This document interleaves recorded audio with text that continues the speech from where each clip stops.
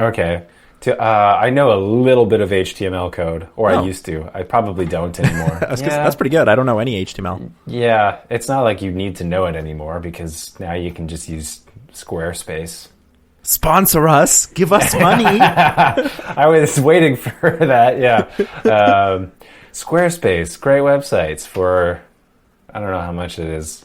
You don't need to use HTML code. There you go. There you go. There's your new tagline, Squarespace. You can pay us for that and for sponsoring you. Just Squarespace. You don't need to know how to use HTML code. Yeah. Just give us some fucking money. Just give us some fucking money. Oh, man. Welcome. You are entering into a strange dimension. A dimension where narratives from across space and time come together. Narratives that could have, might have, or should have been all exist here in one space. This is CineCasters Ultimate Timeline. Hello, and welcome to CineCasters. This is the show where we watch movies and talk about them and why they did or did not work and repitch them. I'm Nate Draper, and I'm joined as always by my very good friend, Andrew DeYoung. And your oldest friend, I think.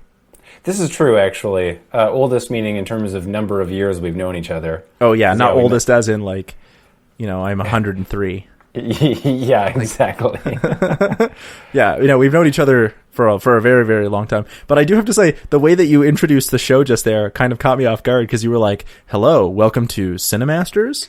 Like, is this CineCasters? Isn't it? Did I question?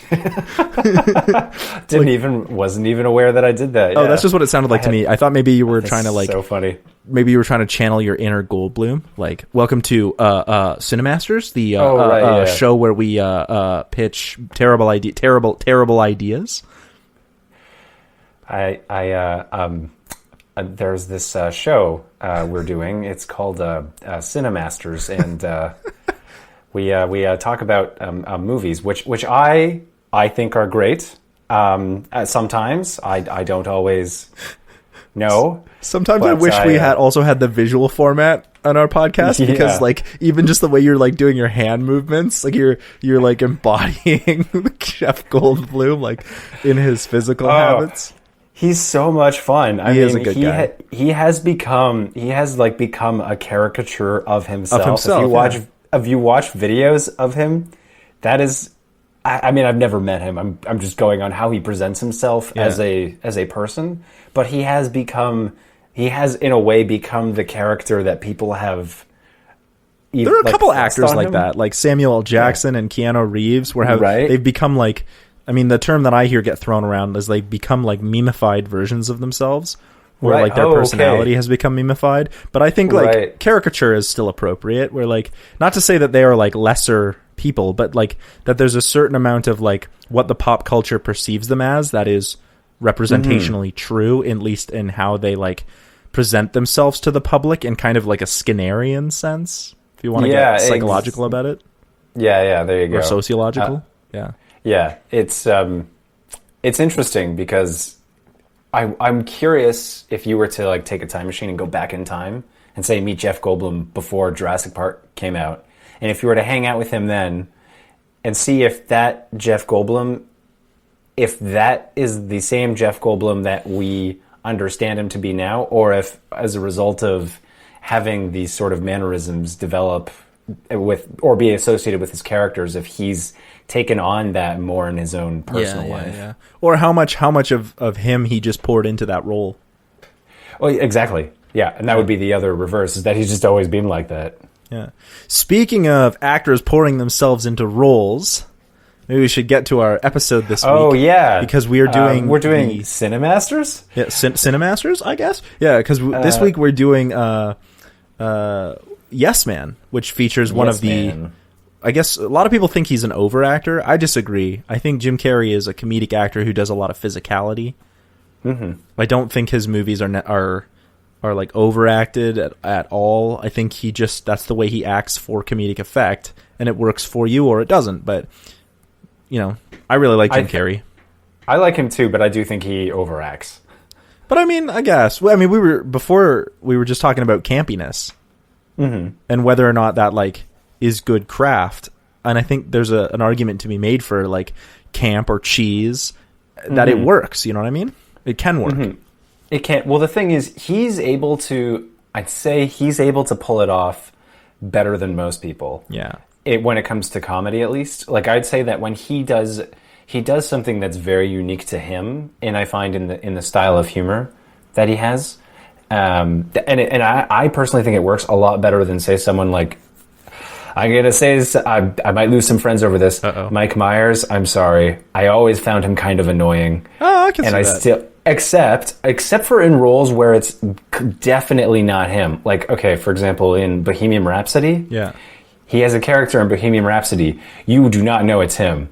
Oh, wow. But that kind of thing I find actually very, very fascinating. Yeah. But and this isn't just exclusive like to Mike Myers. I do find a lot of those actors who came out of like a Second City or Saturday Night Live, they do have a tendency to lean in that direction. And I just find it too much personally. I wonder if that's because the subtlety is a bit off. Because I definitely know what you mean, particularly around Saturday Night Live and Second City, that some of those actors, by off, I mean like the subtlety on Saturday Night Live is almost non-existent. Yeah, exactly. It's the point is to like get as many laughs as you can in a sort of slapstick, over the top kind of way, and that can work really, really well if you know how to pull it off and when. You almost have to like put yourself into a persona. Yeah, exactly. And I actually think that Jim Carrey's sort of over-the-top styling works better for him the older he gets. Because particularly in this movie's from 2008, and I think he does do some overacting in this movie, and I think it works, because it's always in a scene that like would warrant some kind of overacting, and I wonder actually how much of that overacting is actually him just improvising. But it always works. Like, I'm thinking of particularly the scene in Yes Man where he is super drunk at the bar and gets into the fight. Right, yeah, that scene is funny, and it's over the top because he's supposed to be drunk. And sure, I mean, you can tell like it's over the top. Like, nobody does that when they're drunk.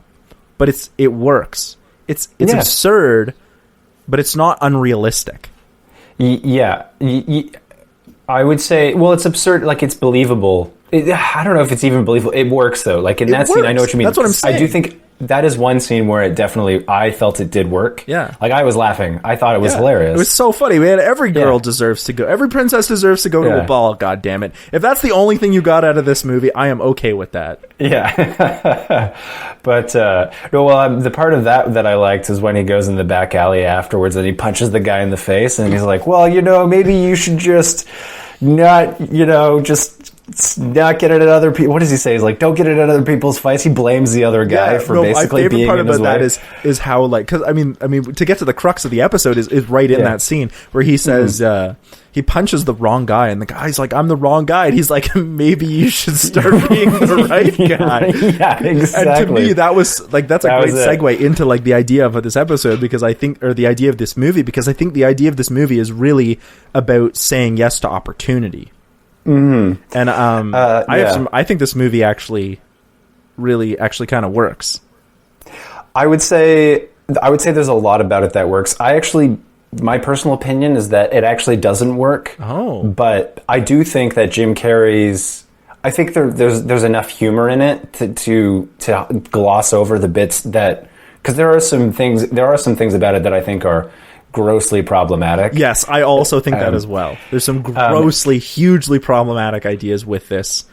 But mine are all conceptual. Mine actually, because when I looked at the movie itself, maybe I'll just get into my goods and bads. Yeah, well, let's get into that since we're pretty much on that now anyway. Yeah, I think I'm going to do my my bads first, because I didn't have a lot of them. But okay. So there's this sort of like dream thing where he like, his friends come to see him and he's like dead in his apartment. Right. Yeah, I thought that was a flimsy way to make him go to the Yes Man convention. It was. It was a funny moment. Yeah, I think it would have worked better if Nick Lane, I can't remember the actor's name who plays Nick Lane. Nick Lane. He's the Yes Man. The Yes Guru. Yeah, he whatever. plays Professor Whitman from Community. And he's also Chancellor Valorum in Star Wars. Oh, well, Phantom Menace. He's also I think he plays Varric in The Legend of Korra, but I can't remember his name. Oh, interesting. I think he could. Do you remember his name? Yeah, Terrence Stamp. There he is. He's great. But I think it would work better if he dragged Carl to the Yes Man convention, because I thought the dream was. I mean, he has to go there on his own account, and I know why. Zooey Deschanel is basically playing herself in this movie, which works fine, but like, she's just the manic pixie dream girl. Yeah, I'm not gonna lie, I don't think she's a fantastic actor. I actually wrote this down. I really like Zooey Deschanel, but I don't think she's a great actor either. Yeah, I love watching her and stuff. Yeah, because she's just fun, but she plays the same character every. Exactly. And maybe that's not her fault. Maybe she's being typecast, and we're being. It's quite possible. It's possible. Exactly. But I'm the same way. I don't mean to hate on her, because like she's great, in the sense that it's like, oh hey, it's Zooey Deschanel. I like her. She has this sort of screen presence, but she's just got no range. And I find that there's just some things, she says some lines, and I go, yeah, I do not buy it. You were reading off of teleprompter when you said that. I don't know if I agree with that, but like, you could literally. I don't know if you've ever seen New Girl. I've seen clips of it. You could transplant Allison from this movie into Jessica Day from New Girl. I actually really like New Girl, but it's the same character. It's almost 500 Days of Summer. I've never seen 500 Days, but 500 Days of Summer is a great movie, and it does work. It works, I think. I don't know, that movie is actually pretty strong, I think. But I like New Girl as a sitcom. It's not anything like to write home about in terms of sitcoms, but like, it works, and it rides pretty heavily on Zooey Deschanel's like sort of manic pixie dream girl bit, which is fine. But it's an old trope. It's just, whatever. Right. So here's like my big problems with this movie, and then I'll get into my goods. But I think these big ones really need to be thrown out there. I wonder how much, in terms of power dynamics, this movie would change if the main character was female. Oh, that's interesting. Because we're talking about issues of power dynamics, and we're talking about issues of consent and yes, and what yes means. Oh, in terms now of gender. That's interesting. Yeah, that's I didn't go that way, because I think this movie is ultimately a comedy, and I didn't want to change that. But I think I think there's like some real big questions in terms of like, what does it mean in terms of gender? What does it mean even in terms of like, Carl is a middle-aged white man works at a bank, you know what I mean? This part of this movie only works because he works at a loan bank. Yeah. Like, yeah. Which kind of, sure, whatever. But part of that movie only works there. Yeah. And so that one kind of really bothered me, because when I was thinking like, how much of this whole like say yes thing works? And I tried to lean into that a little bit more in my pitch to fix that, even if he was female. Because I really do think there's some issues around consent. Well, I kind of wish I'd thought of that. That's a great idea. It's an entirely different movie, but I think that's a really interesting idea for a movie. Yeah, it is an interesting idea for a movie. It's all like, if you mix this one with Liar Liar, where Liar, he is like compelled not to lie. He can no longer lie. Whereas in this one, he chooses not to lie. Yeah, exactly. And I think it's interesting. Yeah, I think if you were to like easily be like, oh, let's do Liar Liar mixed with Yes Man, you wind up with a movie where you're forced to say yes, and what does that mean? Right. Ultimately, a different movie. Ultimately, a very different movie. But exactly. Yeah. But that's an interesting idea for sure. Yeah. Yeah. Now I'll get into some of the things that I really, really liked. In the beginning, when Carl's first introduced, he's at the video store, and he's looking through like videos, and he picks up Transformers from 2005, and that made me immediately stop and go, do you think he watches Cinemasters? Because if he did, he probably wouldn't have picked that movie. But I just wanted to throw that in there. That's a little self-referential humor. I really I think he's ridiculously cringe, but I love Norman. Oh, I love that actor. Oh, I don't know him from anything else, but he was Flight so of the Conchords. funny. You got to watch Flight of the Conchords, dude. He is the best. Like that, he makes that show for me. Oh, so funny. I thought that was great. Yeah. Let me see here. The business thing I already talked about. I actually think this movie works really, really well if you use it as an allegory for depression. Oh, okay, interesting. So think about it this way: is the depression in this case is brought on by Carl's social behavior. Mm-hmm. And so the reason why Yes works is because he starts to open himself up personally, like almost like in a cognitive behavior therapy kind of way. Right. Where he's opening himself up to the idea of saying yes, to the opportunities of yes. And even the whole, like, I don't know, I think it actually does work really, really well, where like he's shutting himself off from the world because we can see also like this trauma of losing his wife. And so he perceives risk as something that will get him hurt. Right. And so I think that's why it works well to like say yes to opportunity, and even the whole idea where he sees, if he says no, like bad things happen to him. I think that's more of like a self-fulfilling prophecy, because we find out later in the movie that he is actually doing this to himself.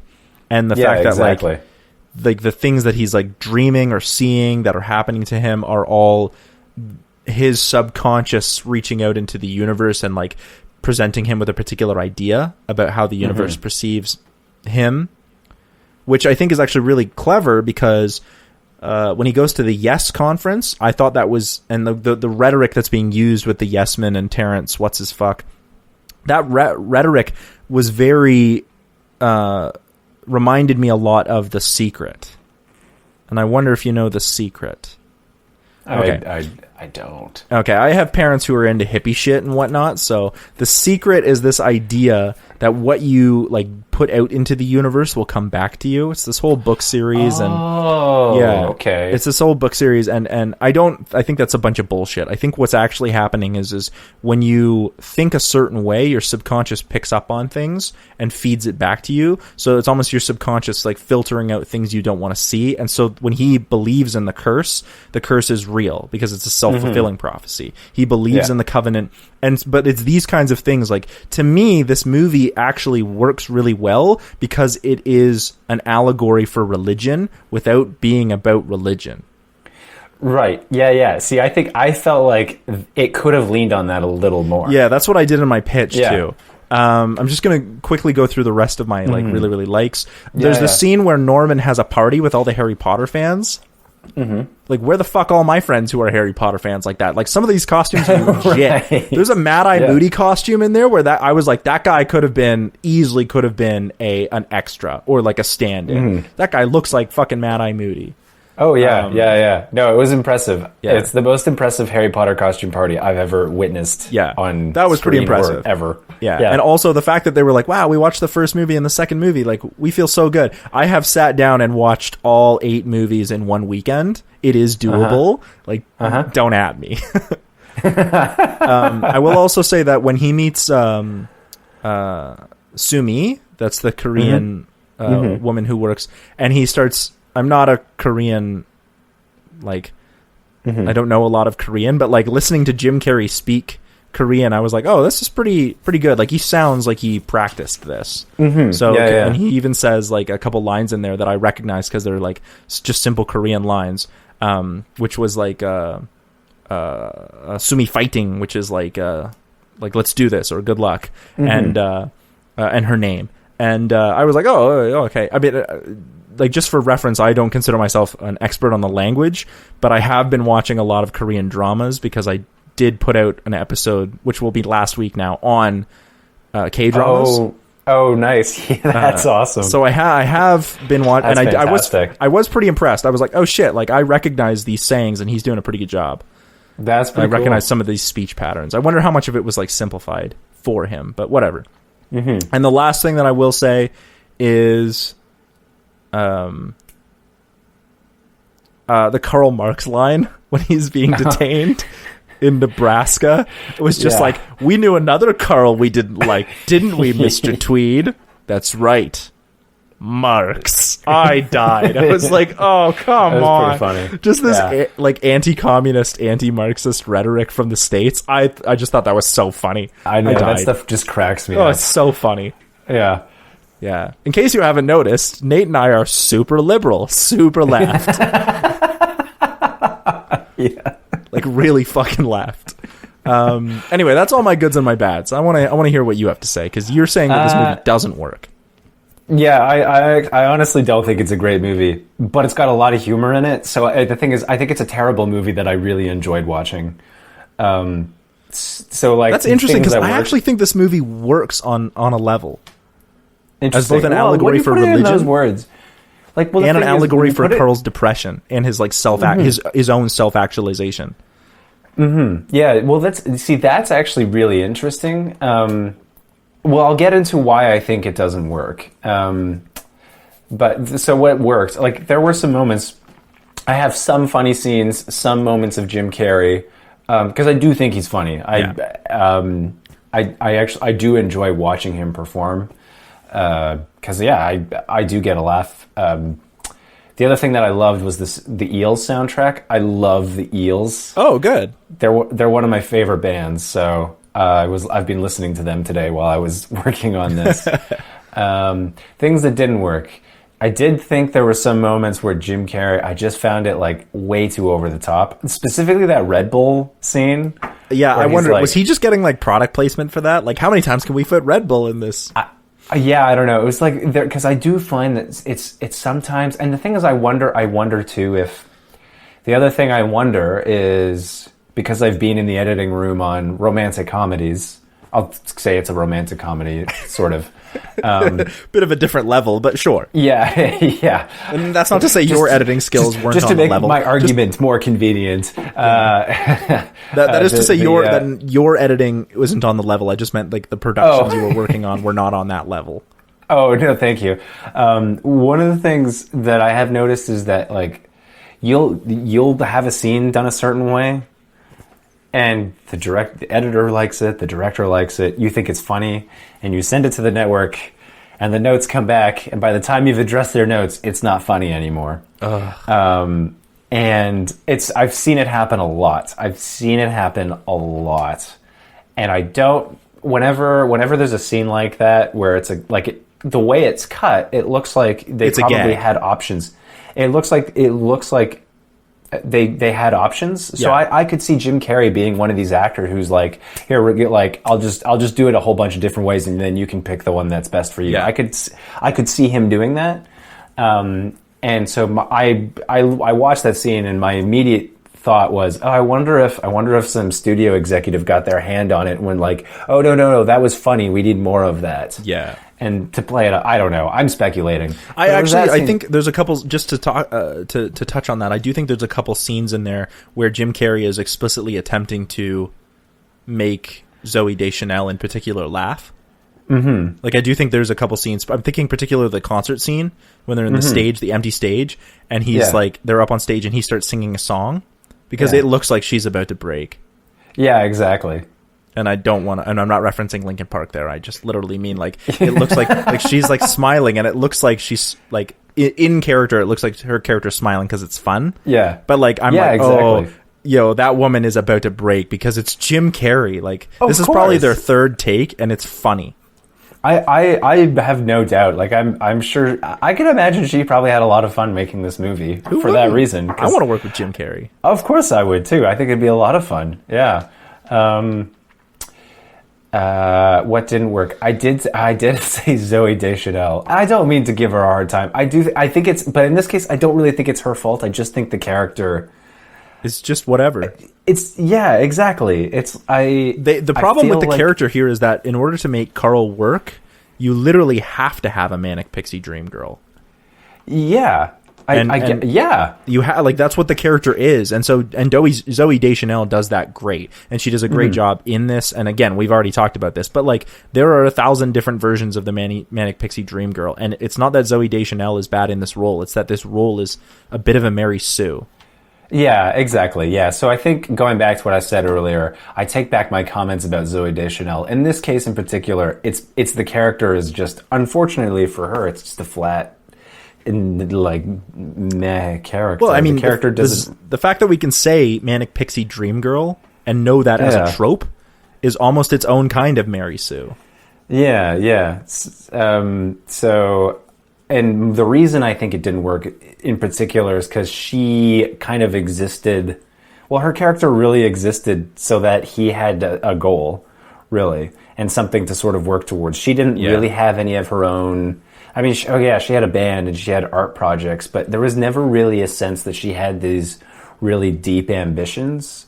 Yeah, I mean, but that was the point. Again, Manic Pixie Dream Girl. I know I keep coming back to it, but it's like the whole point of her character is that Carl has something to work towards, or at least a source of conflict, but also that she is the embodiment of yes as an idea. She doesn't know what she's doing. She doesn't have any particular goals. She's not working towards anything. She just does what makes her feel happy and feel complete. We see her like painting, which is like for some reason the movie business's trope for like, oh, you're an artistic person, you have to be a painter. Like, I get that it's supposed to be a visual medium, but like there are tons of different ways to show that one is an artist or one is creative or one is, I don't know, I guess the suffering painter or the aloof painter has become this weird trope in Hollywood. Yeah, that's a good point, actually. Huh. Yeah, that's funny. I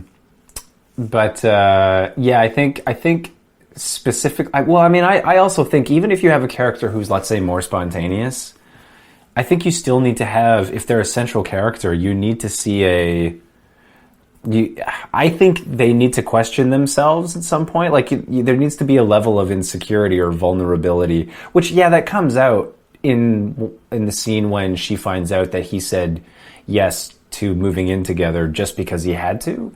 But I feel like it was something that just existed for that scene. Yeah. And I feel like it's about just creating a really fully dimensional character. So even if it's a character who's spontaneous, they'd still have, fears and anxieties. And I just felt that the character was a little one note, with the exception of that scene. But even then, it's kind of fixed a little too easily in the end. Well, really, the only character who is fully fleshed out is Carl.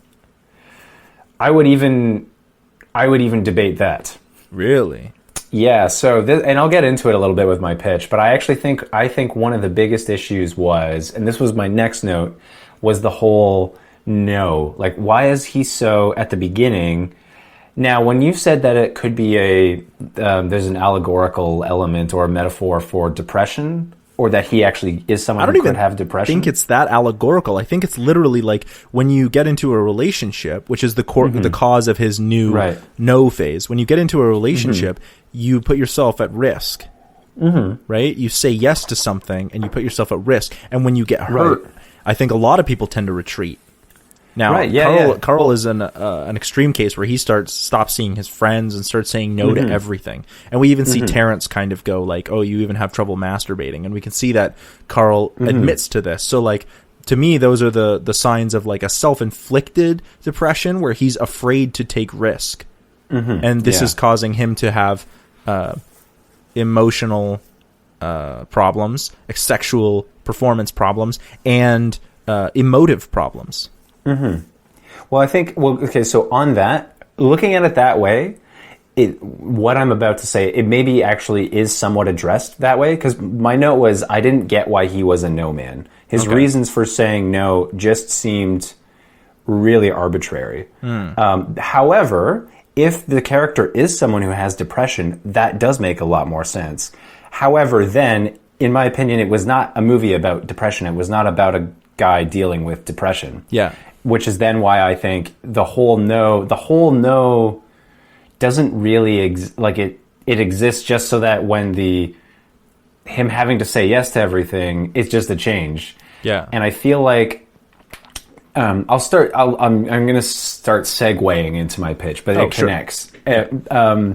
So one of the things that I was thinking about was, well, like, what is this whole idea of like a yes man? Because I personally think where the movie, it's a little flat, I guess, in terms of theme, because yes, I do think like what it's saying right now is yes, you should say yes to life and you should embrace opportunity. And he's a character who hasn't done that.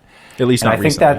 Exactly. And I think that's all good, but I wanted to know why is he so closed off? Why is it that he actually is? And I felt like that was, to really make this movie work, it needed to explore that a little bit more. And there's hints to it. There's hints like, oh, his relationship with his wife fell apart.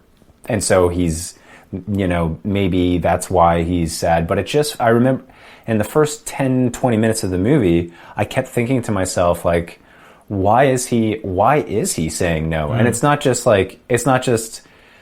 oh, he's depressed and having commitments is a challenge, or just connecting with people might be a challenge.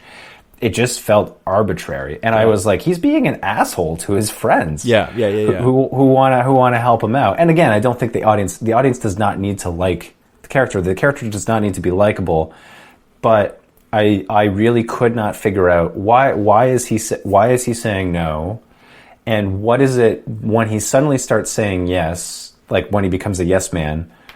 Why does he need to do that in order to, like, what is it that he actually is trying to fix? And I think it's also the big question for me was, like, his friend just shows up out of the blue, is like, oh, hey, Carl, a long time no see. Hey, I'm still working here? Now. You're not running the place? I do love the scene where he gets tackled by the security guards, though, and then just gets right back up. Oh, such great humor. See, the thing is, like, I found it funny. Like, I laughed. I thought, like, he's like, do you want to throw this rock through the window? No, I don't. Do you want to ask me? Do you want to? Yes. He chucks the rock.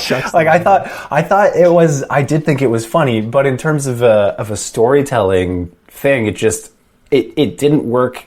It was just such a jump to go from I'm in my comfortable bubble to I'm going to go to this yes man convention. I'm going to, exactly. That was for me, again, like the whole dream that he has where he's like, I can't tell. Him being alive and him being dead is pretty much the same thing. And I was like, okay, this is pretty flimsy. Like, I think it would have been better if actually, like, his friend, like, they would wind up running together because they thought Carl had somehow been involved with the rock, and they wind up at the Yes Man convention.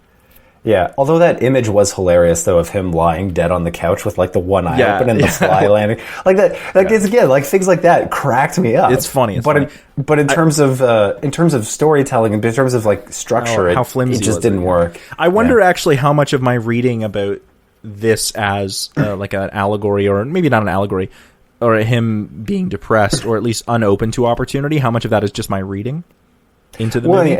Because it's not really that explicit, but I think that this movie does kind of work on that level. I would be willing to write, like, to hang my thesis, actually, like, not that I would do a video essay on this particular topic, but I would hang my thesis on that, because I think there's a lot to support the idea that he is propelling himself, maybe not depressive in terms of like chemically or physiologically depressed, but that he is holding himself back because of this risk relationship kind of idea. And I think that this movie does work on that level. But that is my reading, because it's not explicitly said, and I don't know. Well, the thing is, like, you do make a good point, because there is a lot. There is something there. I would agree, and even like with Jim Carrey's own personal life, I have no doubt that he actually has depression, or has at some point, or has experienced some kind of mental health. Yeah, exactly. So, and I could see maybe that is something that he would have tapped into, maybe. The other nitpicky thing I'll say, specifically about Jim Carrey, one of the things I find about him, or at least in this movie, I find sometimes that if he tries to play sincerity, I don't buy it. Really? And there were some scenes in this where he said some things and I went, is he being sincere? And maybe that was the idea. Maybe the idea was, but it really left me confused. Okay. Because I went, like, I think he's supposed to be in this scene actually being sincere. I'm not so certain, but I don't believe it. The scene that I'm thinking of is where Peter, Bradley Cooper's character, goes like, "Carl will throw you a shower."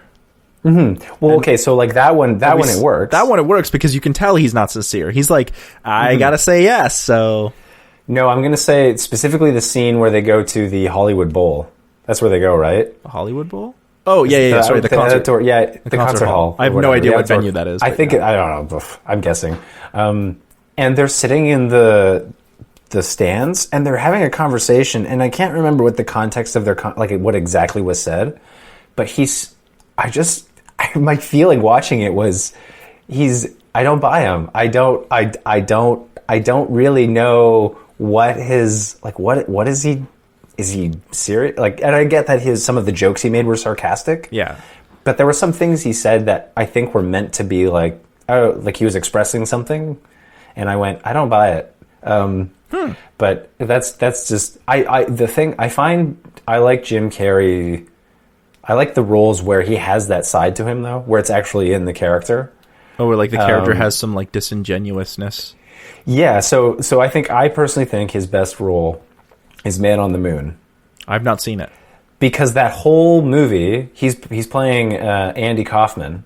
Who was the comedian who was just a prankster. Yeah. And the whole question of that guy was, how serious is this guy? Who is this guy? How far can you take this? And I feel like Jim Carrey nailed that, because I think that's a little bit of how I think of him too as a person in real life as well, because there is this kind of an enigma to him, and I do think that comes across in his performance. The other performance where I think he does really well, he's also really good in Eternal Sunshine of the Spotless Mind. Yeah.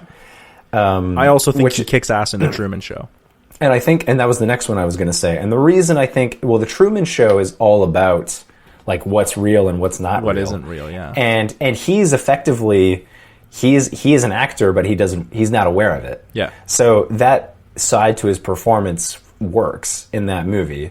And in the case of Eternal Sunshine of the Spotless Mind, he did in that movie, he did channel something very different in that movie. He really surprised me in that one as well. But I also think that because he was acting opposite Kate Winslet, and I feel like if you're acting opposite someone who is that spectacular, your acting is going to go up as well. I don't know. I'd still think Jim Carrey is an excellent actor. I don't think it. I think so too. I think Kate Winslet is also.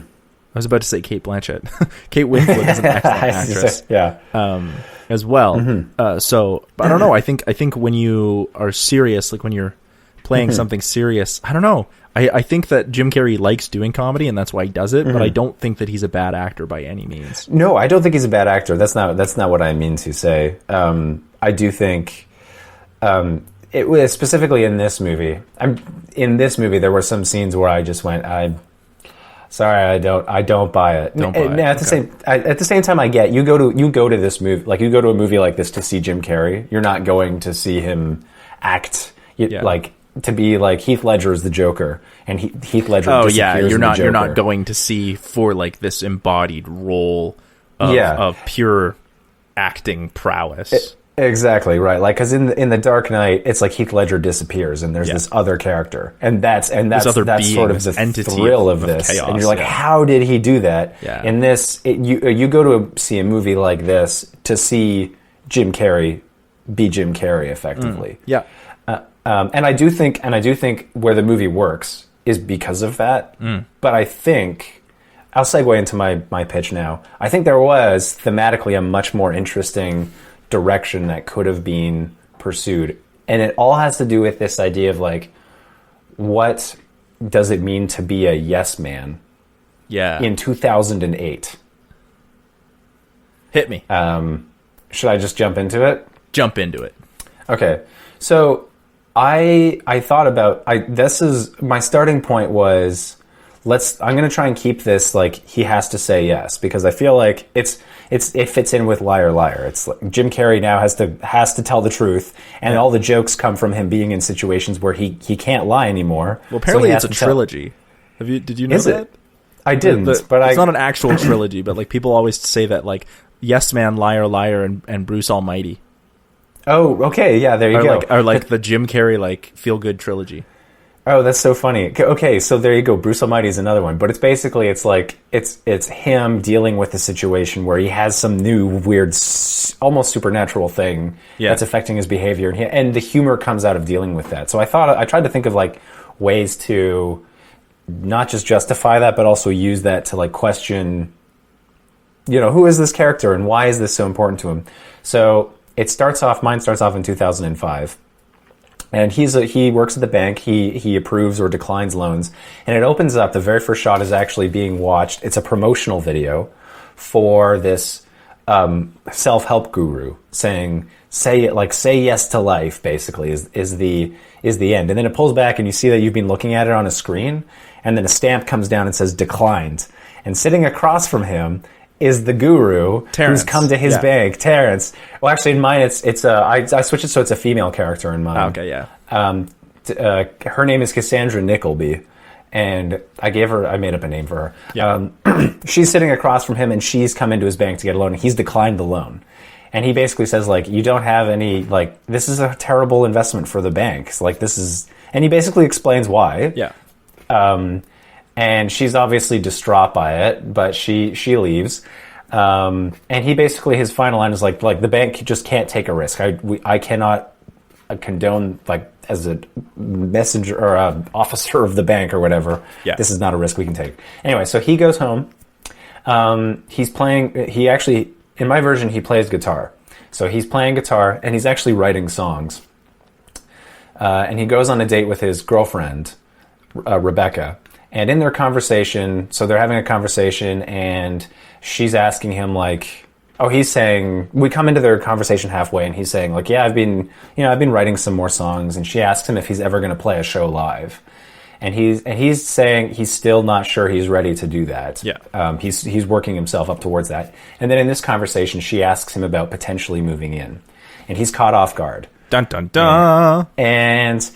And he's thinking about it, and we can see that he's not sure, but he says yes. It's like, okay. Yeah. There we go, 3 years later. And then it cuts to, on the TV, we're in the midst of the financial crisis. 2008 financial crisis. And Carl loses... Not a depression, but a recession. There we go. He loses his job. Or in my version, Norman's in my version, but just in this, Norman is his boss. Yeah. And he's played a little bit more maybe like the character he plays in Flight of the Conchords, which is, you gotta watch this show. Like, he is so, like, basically, yeah, it's hilarious. But anyway, so Norman is his boss, and is like, yeah, sorry, man, you go to, the bank, can't keep your job. Yeah, it's going to be a really good time, Got to send you away. But, there's no hard feelings, Cal. Yeah, whatever. Anyway. I'm sorry you got shit canned, right? You heard that before, because I made it up. Yeah, exactly. Anyway, so Carl, the Jim Carrey character, goes home, but he's alone. So he's not living with anyone at this point. And... Norman later Norman shows up at his apartment, is like, I feel really bad. Let's go get some drinks. So Norman takes him to the bar, and they're having drinks. And at the bar, Carl sees Rebecca, who earlier we'd assumed they moved in together, but they didn't. And she's with someone else. And basically, at some point, like, Norman ends up picking up another girl at the bar and going home. And good for you, Norman. Carl, huh?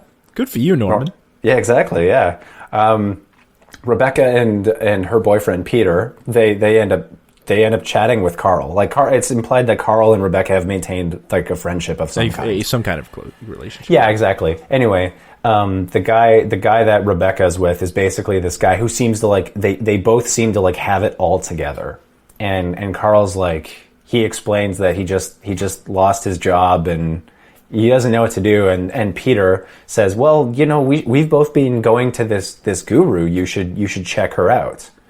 And Carl goes, it's fine. I'm not really into that sort of thing, but thanks. I'll if anything changes, I'll let you know. Anyway, so the next bit, he's looking for a job, and he's trying to find a job, but he can't because he's only ever had the one job his whole life. and banks just aren't hiring people at the moment. So he's struggling there. Anyway, he's at home, he's watching TV, and he sees this guru, Cassandra Nickleby, come on the TV. It's the same one that he denied the loan for 3 years earlier. Anyway, basically, like, this whole section here is like insult to injury. So he gets rent-evicted from his apartment, and he ends up crashing on... Norman lets him crash on the couch. So he's crashing... You just wanted to keep Norman in the... I just think that actor... I love that actor. He's so funny. Anyway, of course you can crash your car. We'll always be friends, even if I'm not your boss. Exactly. Anyway, Carl goes with Peter and Rebecca. It gets to a point where he's like really down on his luck, so he says, okay, fine, I'll go with Peter and Rebecca to go see this guru. I'll just go check it out. If you say it'll help me, like, fix things, I'll go. And he goes, and by this point he's so broken down that it's played like a big religious, like a church, like an apotheosis. Crazy. Yeah, exactly. And he just gets caught up in it.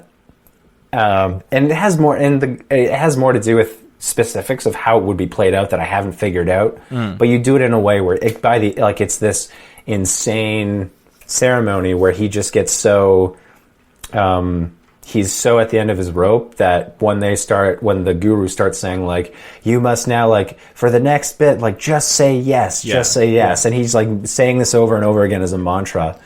And he leaves the building and he's going to himself like, just say yes, just say yes. Like, he's had some sort of pseudo-religious experience. Exactly. And so he goes to his car, and in this version, like, there's an assumed homeless man, like, asks for a ride, kind of the same way, but he actually goes like, okay, yeah, sure.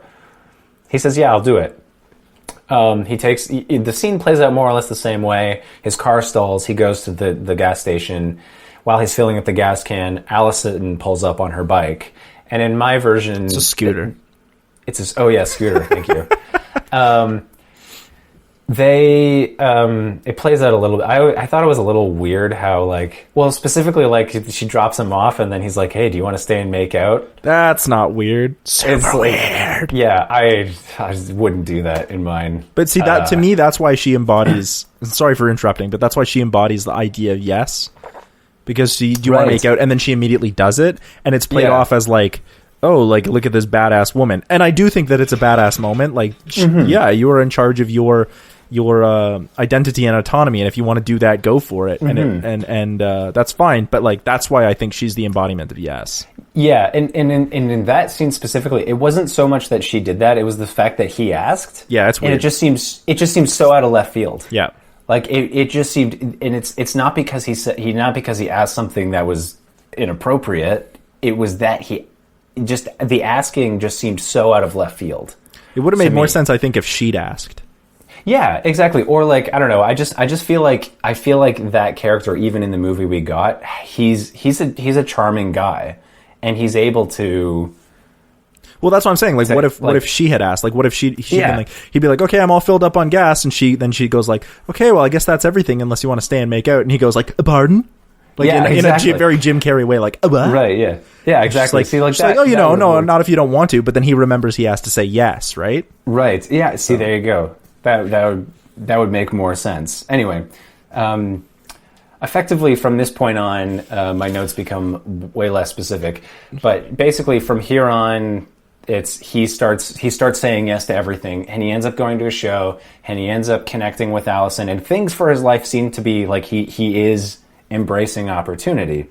At a certain point, though, he's having a conversation with Norman, and Norman's like, "Aren't you worried a bit? Like, aren't you worried? Because now you can't say no." And he says like, you don't have any choice anymore. Like, what if? Are you worried about losing control? Are you worried about losing autonomy? But Carl says like, well, I think this is like, I think I've been stuck for so long because I haven't been willing to change, and now I feel like I'm willing to change. Anyway, somewhere in here, Allison eventually gets to the point where Allison asks him to move in, and like before, we see that he's hesitant, but this time he says yes. Yeah. Now, from this point on in the movie, we see they're in a relationship, and we see that he's going along with things, but we see that it's starting to wear on him. Yeah. And what is actually happening is he's overcommitting to things. Yeah. And he's getting burnt out and worn out. And then finally, their relationship is ends. He eventually, and then he's back down on his luck, and he goes and he finds this guru who he went to at the beginning. And he finds her, and in my version, he doesn't like pop out in the backseat and they end up in a hospital. He actually, as funny as that was, I actually wanted him to have a conversation with her, and ask her like what am I doing wrong? I feel like I've read. Oh, by this point, he's like bought all of her books, and he's like followed her directions for how to live, and he's like, I'm not you. Like I wanted to be like successful like you, and I wanted to be happy like you, but I'm not. What am I doing wrong? And in this scene, he finds out that she's actually a fake. Yeah. And she actually changed. She tried again and again and again to get her plan approved, but she couldn't. The loan plan, you mean, from the beginning? The loan plan. Yeah. And she changed it so that basically her whole philosophy is now built on lies. Yeah. Like she had something before that was much more true and authentic, and then she changed it. And that was the only way she could actually make it work. Yeah. And she's effectively bought into her lie. So he now realizes that this whole yes thing that he bought into is a sham. And he goes back and he's on Norman's couch again. And he's like, Norman, like, why do I always end up stuck in these relationships where I feel like I'm overcommitting and I'm just saying yes to everything? And Norman says, like, dude, you've always been a yes man. You've just wanted to, like, why have you're just trying to please people. Oh yeah, so like before I guess I'll do it in the accent, but like before you were just a yes man, but you were a pleaser. Now you've just been an actual yes man. Yeah, yeah, exactly. But basically, Norman just says like you've just always ever tried to make other people happy. Like what do you want? And then immediately Norman says like, oh yeah, well I need you to like tonight. I need you to get somewhere else because I've got a girl coming over later. And then Carl says like, oh okay. And then Norman goes, no man, you're supposed to say no. You're supposed to say no. Stand up for what you say you want to stay here tonight. And then Jim Carrey goes, oh okay. Well then in that case, well no, I want to stay here. And then Norman says, well but now no, you're just now you're just saying what I said because I just told you to say no. See, you gotta like think for yourself. You gotta know what you want. Anyway. It's a good key. So Carl ends up he ends up taking a job at the video rental store at that Blockbuster. He's like, I'm gonna what I want to do is I want to work on my songs. I want to play guitar and work on my songs. And I'm gonna take a job at this video rental store. And there's a joke where he's working at he's talking to the manager, and the manager's like asks him, why do you want this job? And Carl's like, oh, I just wanted to try something different. And the manager says like, oh, you used to work in a bank. Oh, well, yeah, I worked at the bank, and then the whole financial thing collapsed. And then the rental store goes, well, the good thing is like people will always want movies. So I think you're safe here. That's good.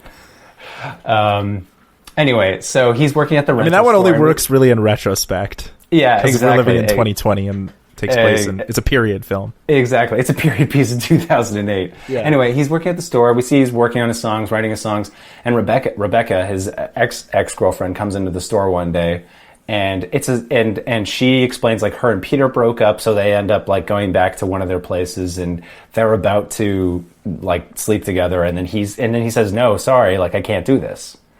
And what he finds is that when he says no, they actually now have a much deeper conversation. So from this point on, what he finds is he starts saying no to things, but he finds that when he says no to things, people actually respect him. Yeah. And people actually are more honest with him. And so in this case, they after he says no to her, they have a much more serious conversation about like how their relationship ended. And they both talk about like how they both felt like they were in these relationships where they were trying to please the other person. Anyway, and then at the end of the scene, she sees his guitar, and she asks him, she's like, could you like play me one of your songs? And so he does, and she's like, that's really good. Like, why didn't you ever play a show? And he's like, really, I think I was scared. Like, what if nobody likes it? What if nobody likes my songs? Again, this whole idea, like he's trying, he's too scared because he needs the approval. Like, reach out and yeah. So then there's a bit of a montage of him practicing, and then he decides he's actually going to play a show. And the film, and I haven't quite worked out how it ends, but I want him to play the show, and you see him, he gets up, and he plays the song, but you just see him. And then at the end, he goes, thanks everyone for coming out, and it pans over, and it's Norman, Rebecca, and her boyfriend Peter. They get back together, and they're the only ones in the audience. Yeah. But they're like happy to be there. Anyway, so they're having a drink. They're having a drink at the bar, and Norman's like, "Oh, sorry, I couldn't get all my friends to come out to see your show, but I thought it was good. But next time we'll get lots of people in here. We'll pick out the crowd." Anyway, then he leaves, and then at the very end, I was thinking Allison shows up, and they have a conversation, and I wanted my thinking was it ends with her saying something like she feels bad about how it ended. Like she realized that she maybe asked too much of him early on. Yeah. But she wasn't sure what to do about it, and he's now aware of that. So there's like a mutual acknowledgement. Yeah. But she's now with somebody else. But Carl, we see he's like, no, it's fine. Like I feel like now I'm in a place that's good for me. Yeah. Where I'm living my life doing what I want, and I don't need to make other people happy. And it gets to the point where he's like, I just wanted to write my music. It didn't matter that anybody was there. That's just what I want to do, and now I'm happy. Yeah. Yeah, that's man. it. That's the end. Yeah. I like it. I also like that you keep in the idea of like when in the original movie when Allison comes up on stage and she's like, "Thank you, Penelope, Rodrigo, Dave," and it's just like I have played shows with my band like that where you're like, wow, I can name there are 5 people in the room and I can name them all by face. yeah, exactly. Yeah, I have played shows like that, but I think that just works. I really like that because now you're dealing with like what does it mean to be a yes man, like not in terms of like say yes to yes, but in terms of like what is the traditional meaning of yes man, to be a doormat, to do what you're told, to suck up, to brown nose. Exactly. And there was another note I accidentally skipped over it, but there were other things I wanted to like draw parallels to with like the whole financial crisis. So these were guys who they took risks, they took unnecessary risks, and so the irony is like Carl was defending like this bank institution, like saying we don't take risks because otherwise we can't approve loans. Basically, he says we can't approve loans that won't be paid back, and then the financial crisis happens, which is exactly what that was about. Even though it was other people's money, but yeah, exactly. And then there was another thing too, just the living in a society where we essentially all say yes to some extent, and we go along with the flow, and he's someone who has done that from day one, and he never actually stopped to think for himself. Yeah, it's good. I like it. I really like the parallelism that you like interpolated and extrapolated when Jessica, I keep calling her Jessica because I'm thinking of Jessica Day, but from New Girl, but Allison, Zooey Deschanel's character, asks him to like move in, and like how that is sort of like the crux of the conflict in the story, and having that happen earlier with like a different. But I also like that at the end how he doesn't get together with Allison. Like it's like no, like he's like I'm sorry we didn't get together. That conversation they could have, where he'd be like, I'm sorry it didn't work out between us because I do really really like you, but that was a necessary step in order to discover who I am. Yeah, exactly.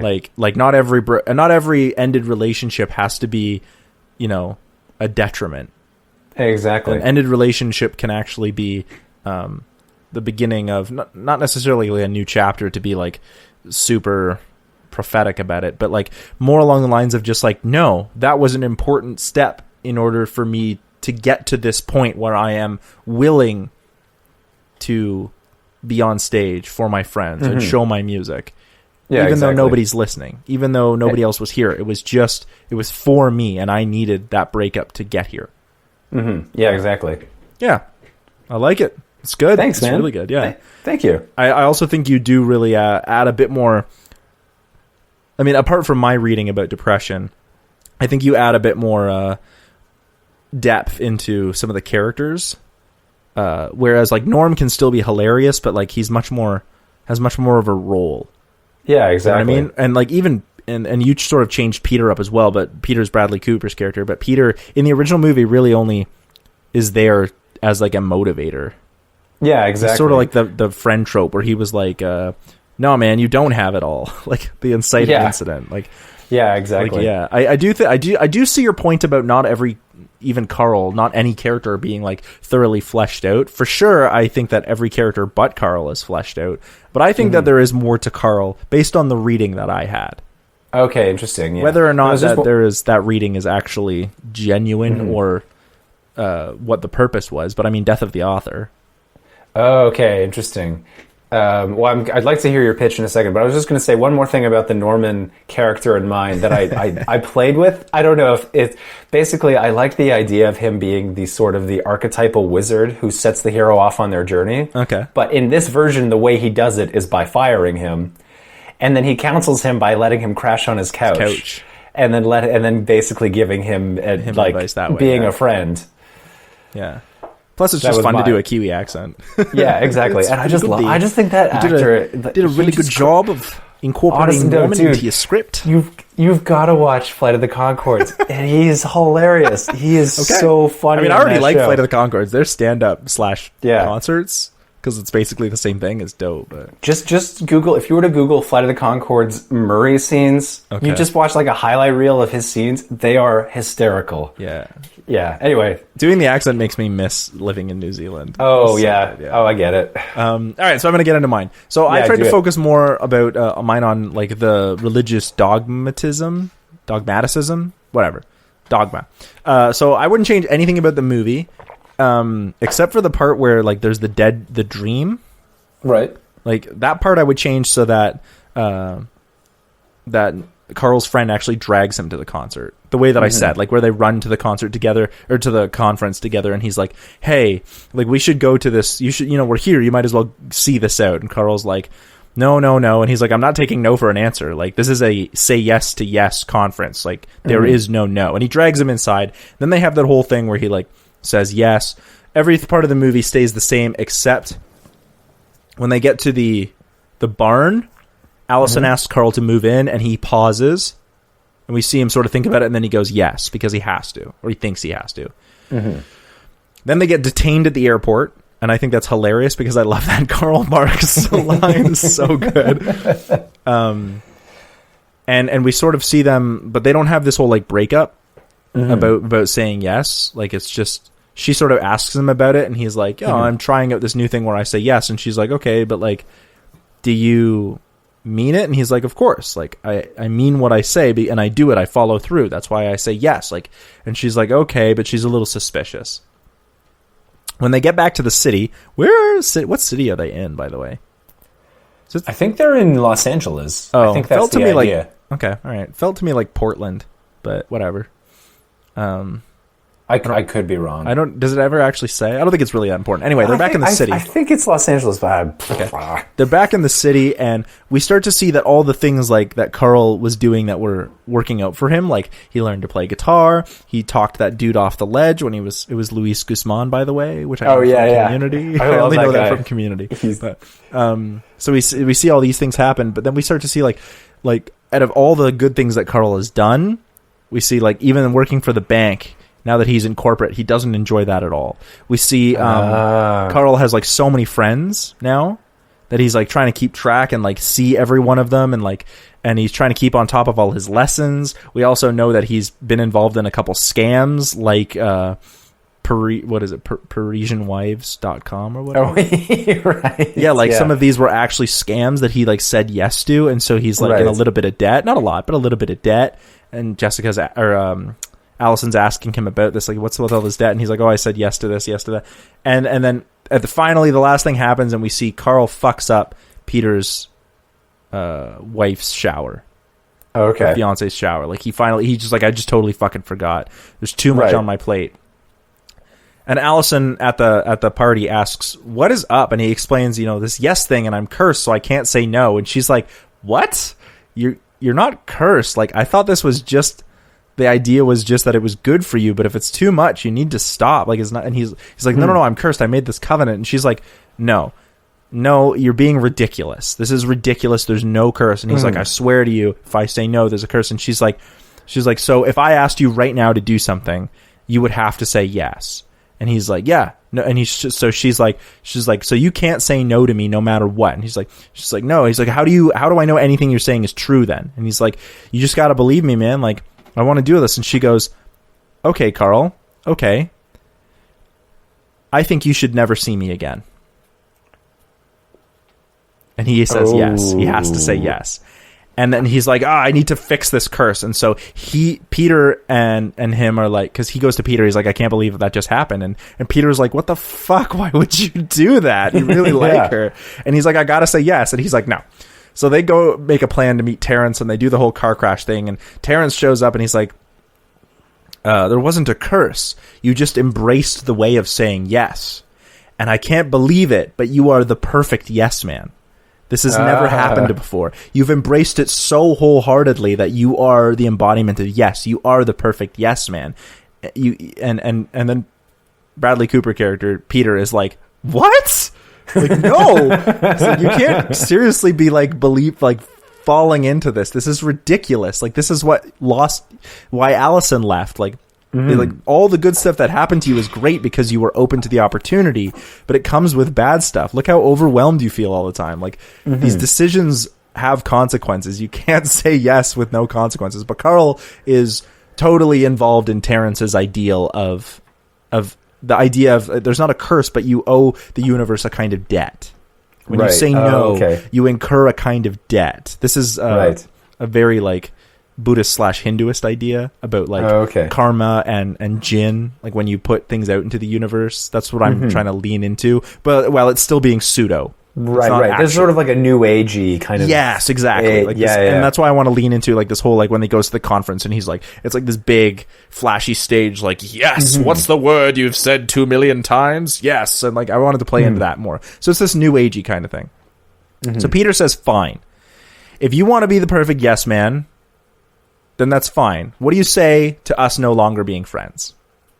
And then he's like, cool. And what do you say to you not ever making up with Allison? And he has to say yes to both, right? Right. And so Carl leaves with Terrence, who praises him. He's like, you did it. You've embraced yes. Like, this is what the meaning of the lifestyle is. But we can see Carl is like visibly upset by this. So he makes it to the yes conference, and it's been a whole year since the first one. So like this entire year of yes has been like a whole year in the making, where he like met Allison and like has really changed his life around. But then we see obviously it had some adverse effects. So it's 1 year since he became a yes man, and he is he listens to the stories of other people, like as he's wandering around and saying yes, and he can see like it's done a lot of good for them. And then he's like backstage, and he's brought on stage by Terrence, who's like 1 year, and he's like really embraced yes, like tell us your story. And then Carl's about to explain his journey of yes, but then he starts to explain why yes may not be the best thing. He says opening yourself up to the possibility of saying yes is great, but we cannot be dogmatic about the way we do things, about anything. It's not about saying yes so much as entertaining opportunities. And, you know, yes for some, what is a yes for some should probably be no for others. But then he like stops himself and he's like, why am I explaining this to you? And he's like, starts to walk off stage towards the exit. And Terrence is like,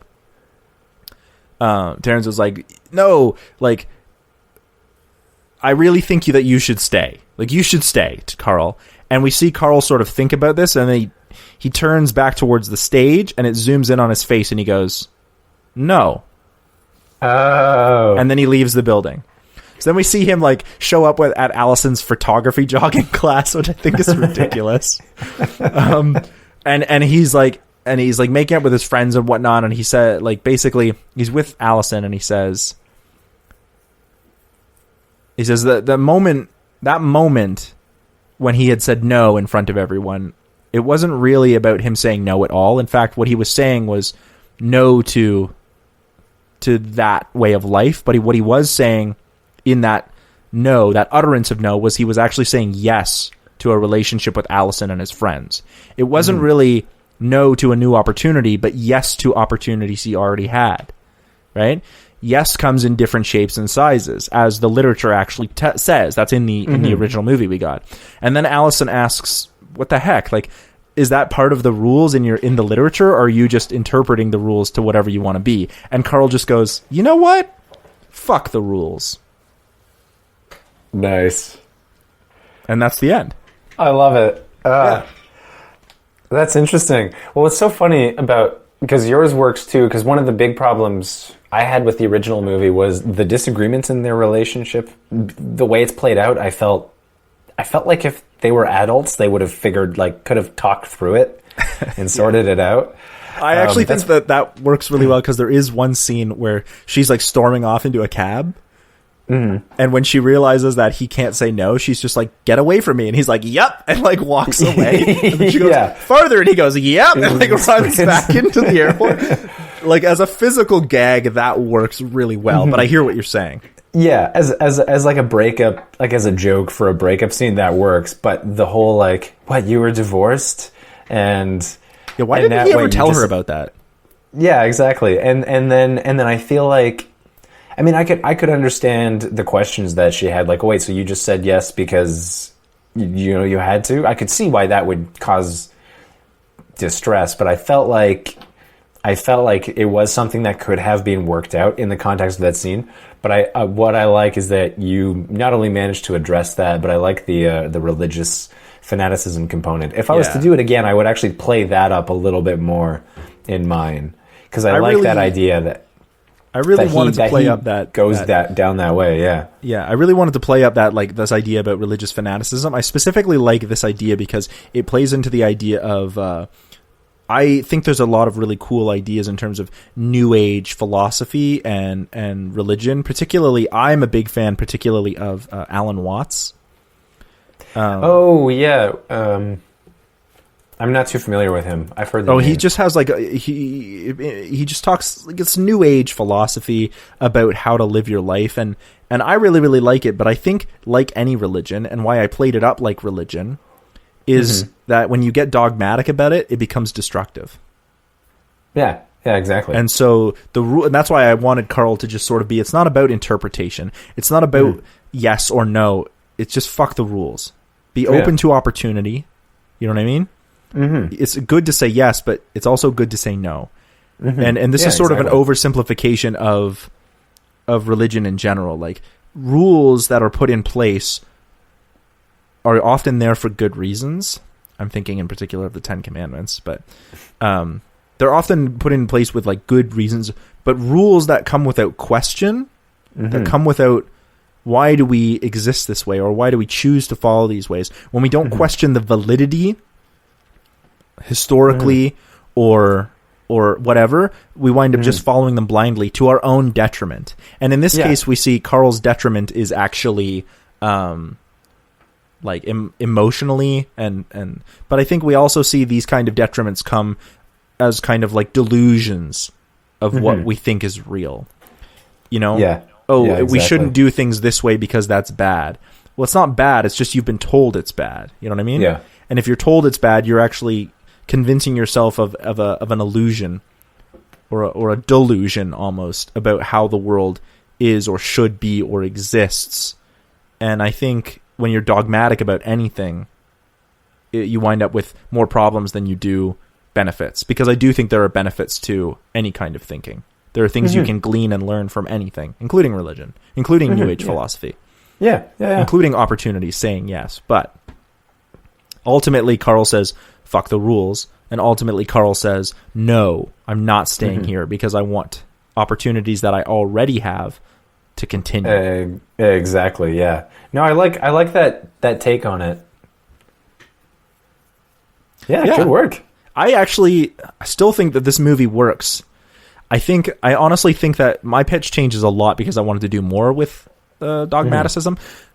But I do think that there is a movie in here that works if we take that reading of depression and opportunity. I just think there needs to be some tweaks. So for instance, your assessment of Allison, Zooey Deschanel's character, I think is incredibly accurate. if we want her to be our secondary character, which I think she ultimately is, she needs to have some kind of motivation outside of Carl. And I think you could play up the scene where she asks him to move in. If we knew more about her as a character and why maybe she had more emotional stakes in that question, maybe she had been hurt in the past. If we had some kind of emotional stakes in that might work really, really well. Mm-hmm. Definitely, I think so. Very much so. Because I think that Norm actually, apart from Carl, is fairly well fleshed out. He has wants and needs, and he wants to meet a girl. He likes his job. He wants to do good at his job. But in a lot of ways, Norm is kind of a yes man. Yeah, exactly. Very much so. In the movie version, not in your version. No, exactly. He's a lot of the same kind of that same kind of like spineless sort of like I was really trying to push for you with the higher ups, but I laid it on the table. I said, well, if you don't get it, I'm gonna walk. And then they said, they actually thought that was a really good idea, so I immediately took that off the table. It's probably a good idea then, Norm. Like, and I think he has like motivations, and I think Bradley Cooper's character Peter actually works well. I mean, he's a bit of an archetype, but he has motivations too. He's looking after his friend. I wish we got more of that. Like, we really understood what does it mean to have Peter be a friend. But I do also like that we show different facets of him. Like, he's a lawyer and he shows up to defend Carl. But there needs to be more. I mean, if you really want me to say it, I'll say it. I'll say my catchphrase. You actually broke up for a second there, and I didn't. You're going to have to say it again. Oh, okay. Sorry. I'll say it. Which is, if you really want me to say it, I'll say my catchphrase. You know what my catchphrase is? Okay. Oh, yeah. My catchphrase on this show is, I think this would make a better television show. Because it has all the hallmarks of what could make a really interesting television show / drama about saying yes, and you could explore different episodes. You could explore different characters and about how they view dogmaticism or depression. Or actually, you know what? I think the way I'm just jumping on that. Kind of like what they did with The Good Place, where it's this very absurdist exploring an idea. That's how I think you would do something like that with this. Yeah, where you have like sort of 4 or 5 main characters still living, and still comedy, living in a city, and they're all sort of exploring like, what does it mean to live? Whereas The Good Place was kind of, what do we owe each other? What is ethics? Like, this would be more like, is there a right way to live? Like, you know, do you say yes? And do you, or even like other ways to live? Like, is it okay to not have a purpose? Like, and each of the characters I think could embody different ideas. Like, if you extrapolated on Carl, Norm, Peter, Allison, and even Peter's wife, like, there's 5 characters right there that easily all have different viewpoints and all have very different like religious ideas, and all have very different relational ways of interacting, which could make for some great comedy and for some great anyway, that's my idea. It's a great idea. I would watch that. Yeah, no, I think that'd be a good show. Like a sitcom with stakes, relationship stakes, but still exploring some philosophical ideas. That's what The Good Place was, and The Good Place was dope. Exactly. I'm still on. I think I'm still on season 2, to be honest. But I love it. I think it's a great show. Yeah. No, I'm so behind on my TV. I actually don't watch a lot of TV. That's so strange. Like, so far on the video essays, I've only been doing television. That's so interesting. Yeah, and it's not. I am working on one that's not television, but yeah. Oh, okay, interesting. Yeah, and it's not. And I'm not one of these people who's like, oh, television aren't film. If I'm gonna watch something, I tend to be a nerd and watch classic movies. Yeah. But I don't want to detract from the fact that there are some excellent TV shows out there right now. Although I did just start watching The Young Pope the other day. That is a great show. I've only heard of it, but apparently it's really, really good. I'm going to highly recommend this again because I still don't know why you haven't watched it. You need to see Chernobyl. I have seen Chernobyl. Oh, okay, good. Never mind. Of course, I've seen Chernobyl. That's a great show. It's like a 6-hour movie. It's fantastic. It's one of the best things I've ever seen ever. Oh yeah. No, that is excellent. Yeah. That is definitely something. If I am watching any TV, it tends to be HBO. Yeah, man. That's like cinema in television form. Well, exactly. That's why. That is why I like it. Yeah. Any last things you want to mention? Anything? No, I don't think so. I mean, if I was to do, if we were to do this Yes Man TV series, Mark Oliver Everett from the Eels would have to do the soundtrack. Sure. Soundtracks are important. They really are. They are. They're very important. But I just love the Eels, man. They're so good. Cool. Well, with that, anything you want to plug? You can find me on Letterboxd at Draper Nate. I'm going to warn you, I haven't updated it in a long time. You haven't been watching movies? I have. I just haven't logged them. Okay. I've sort of dropped out of social media. I'm terrible. I've been just actually kind of avoiding social media as much as I can, so I just haven't been using it at all. Just because of the crisis, or in general, you're trying to pull in? Just in general. Well, you know what? This week I checked my. I'm actually checking like my daily usage because my phone you can.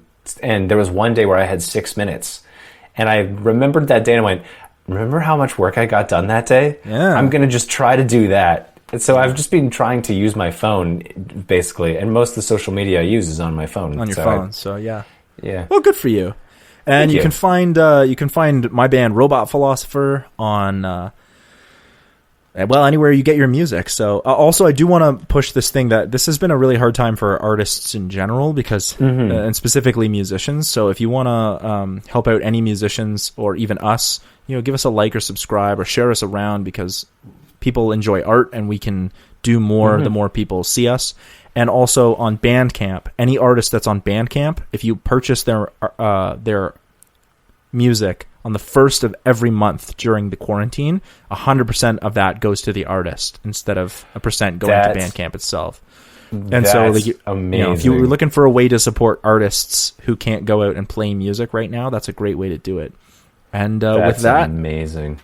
I guess we'll have to say goodbye to Yes Man. Yeah. Until next time, till we do that TV series. We should really just write a TV series. Spoilers, we kind of have. Hey. Don't go anywhere, all you 5 listeners. There is a TV series coming at some point. At some point, yeah. Anyway, take it easy. Bye.